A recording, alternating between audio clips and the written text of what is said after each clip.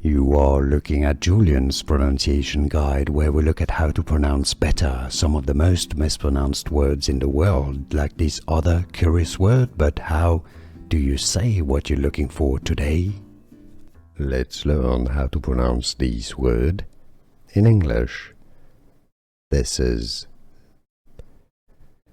a prefix denoting a factor of 10 times 18, and it's indeed Danish for 18, from Atten Danish, 18, Atto, Atto, not Atto, Atto, or in American English, Atto.